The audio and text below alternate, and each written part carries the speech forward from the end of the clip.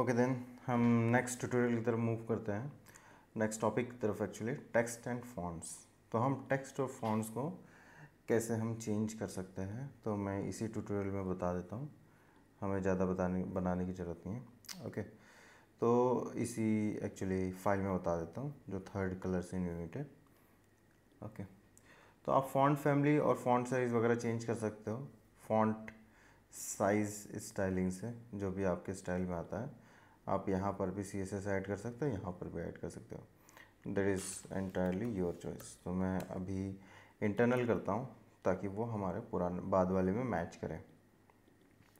Okay, तो आप देख सकते हो, हम यदि किसी भी पर्टिकुलर टेक्स्ट का फॉन्ट चेंज करना चाहते हैं तो हम पी टैग को यहाँ यूज़ कर सकते हैं। पी टैग में मैं चेंजेस करना चाहता हूँ। ओके, अभी डिफ़ॉल्ट फॉन्ट है जिसका बैकग्राउंड है लाइट कोरल, एंड देन मैं कोई फ़ॉन्ट फैमिली दूसरी रखना चाहता हूँ, आप कोई भी रख सकते हो बाद में। तो आप कुरियर जैसे हो गया, सेव किया तो आप देख सकते हो फ़ॉन्ट में चेंज आया है।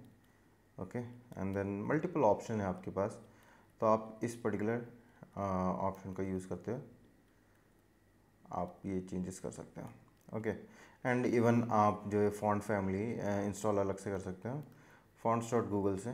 तो आप सर्च करो fonts.google.com, तो यहाँ से भी आप इंपोर्ट कर सकते हो। किसी भी फ़ॉन्ट को आप चूज़ कर लो जहाँ से, जैसे सबसे फेमस है Roboto. Okay, and again get the font and आप गेट एम्बेड कोड, और इसको इस तरीके से एज अ लिंक आप इंक्लूड कर सकते हो। कॉपी कर लिया यहाँ पर टाइटल के बाद पेस्ट कर दिया, तो एज ए लिंक टैग अभी हमने क्या देख रखा है, इम्पैक्ट। ओके, तो हम देखेंगे कि डिफ़ॉल्ट फ़ॉन्ट क्या है। इस तरीके से नॉर्मल फ़ॉन्ट है जो हमारा रहता है। फिर हम इसको फ़ॉन्ट फैमिली दे सकते हैं। वेब में आप देखोगे तो फैमिली रोबोटो से सेंसिटिव। ओके, तो इस तरीके से आप यहाँ जाओगे और इसको पेस्ट कर दोगे तो आपका फ़ॉन्ट जो है रोबोटो ही हो जाएगा, आप देख सकते हो।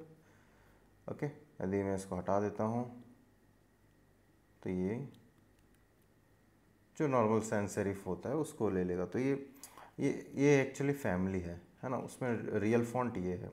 तो हम फॉन्ट फैमिली देते हैं, फिर आप इसको लिंक से अटैच कर सकते हो। तो काफ़ी इजी होता है किसी भी फॉन्ट फैमिली को ऐड करना थ्रू गूगल फॉन्ट्स। तो this is the best approach we can have. Then मैं फ़ॉन्ट साइज़ बता चुका हूँ कि कैसे हम फ़ॉन्ट साइज़ में चेंजेस करते हैं।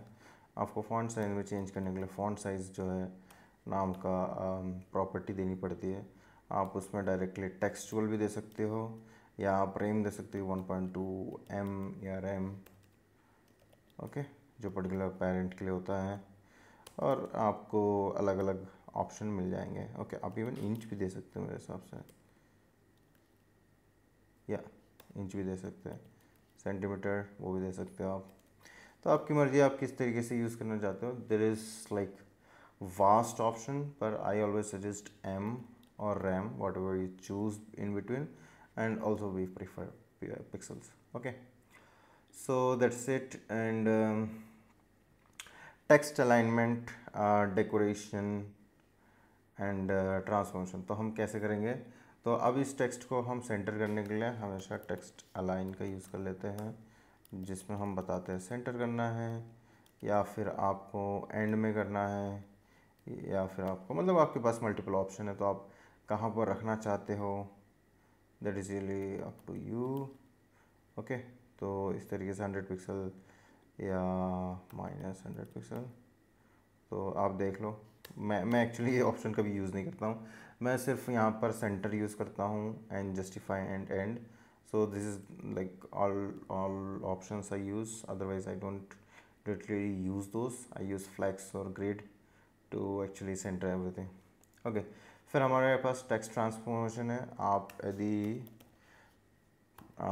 टेक्स्ट को एक्स्ट्रा डिटेल्स देना चाहते हो लोअर केस में, ओके, अपर केस में कैपिटलाइज करना चाहते हो, तो ये ऑटोमेटिकली आपके H और W को कैपिटलाइज कर देगा, है ना। तो ये काफ़ी हैंडी टूल्स है जो विदाउट आपको कंटेंट पता किए भी आप ऑटोमेटिकली टेक्स्ट ट्रांसफॉर्मेशन कर सकते हो। And the text decoration is like, आप टेक्स्ट के साथ और क्या करना चाहते हो, जैसे उसके अंदर dash, okay, underline, line through, तो ये बीच में से लाइन ला देगा आपके। तो आप किस तरीके से उस पर्टिकुलर टेक्स्ट को डेकोरेट करना चाहते हो, overline, okay, and then underline, wavy. तो इस तरीके से आपके पास बहुत सारे ऑप्शन है, आप टेक्स्ट डेकोरेशन का यूज़ कर सकते हो, जिसमें आपको direct option, and then you can define line height. तो यदि आपको दिख रहा होगा ये पी है, मैं एक्चुअली ये बैकग्राउंड कलर जो है पी टैग को देना चाहता हूँ ताकि आपको पता चले, एंड देन इसका बैकग्राउंड कलर जो है मैं ब्लू दे देता हूँ। ओके, तो आपको ये पता चला, नहीं पता चला एक्चुअली, मैं पैडिंग दे देता हूँ थोड़ा सा 5 पिक्सल के आसपास। ओके, 5 पिक्सल की जगह 2 पिक्सल कर लेते हैं, that is enough I think. तो अब यदि मैं इसकी लाइन हाइट दूंगा तो ऑटोमेटिकली ये जो है उतने पर्टिकुलर एरिया को कवर कर लेगा ऊपर नीचे। ओके, तो आप लाइन हाइट दे सकते हो 20 पिक्सल, तो आप देखोगे इसकी हाइट 20 पिक्सल हो गई है, जबकि हमारा क्या है 2M है, तो 2M मतलब 32 पिक्सल का टोटल है। तो आपकी लाइन हाइट होगी इसकी 32 पिक्सल, ओके, जो कि डिफ़ॉल्ट है। आप देखोगे ये डिफ़ॉल्ट के आसपास है, ठीक है, पैराग्राफ का। पर यदि हम और भी देना चाहते हैं, 2rem देना चाहते हैं, तो इस तरीके से दे सकते हैं 2M, जो कि डिफ़ॉल्ट है अभी, सॉरी 2rem डिफ़ॉल्ट है शायद, ओके 2rem डिफ़ॉल्ट है, एंड देन 2rem आप दे सकते हो। आपको यदि 3rem करना है, नहीं मुझे ये लाइन ज़्यादा मतलब कवर करनी हो, तो आप लाइन हाइट के साथ खेल सकते हो। देन लेटर स्पेसिंग की इन बिटवीन जो अल्फ़ाबेट्स है वो स्पेस आपको कितना चाहिए, तो आप कर सकते हो letter spacing, and then 1 pixel का आपको गैप चाहिए तो आप 1 पिक्सल का अलग से दे सकते हो, -10 पिक्सल का देना है तो आप -10 पिक्सल का दे सकते हो। It is really up to use. तो आप जिस तरीके से जैसे -1 पिक्सल, आप वर्ड्स के साथ जैसे खेलना चाहते हो आप उस तरीके से खेल सकते हो। Okay, so this all are like eventually gives us more control over the text and fonts in particular HTML and CSS purpose. Okay, तो हमने कलर एंड यूनिट्स देख लिया, जहाँ पर हम कलर को कैसे मैनेज करते हैं, उसमें भी यूनिट्स हम कैसे देते हैं। उससे पहले हमने सेलेक्टर देख लिया, तो सेलेक्टर से हमें ये पता चला हम सेलेक्ट कैसे, टारगेट कैसे करें पर्टिकुलर एलिमेंट को through class, through ID and everything. Okay, and अब अगला हम पढ़ने वाले हैं बॉक्स मॉडल। Thank you.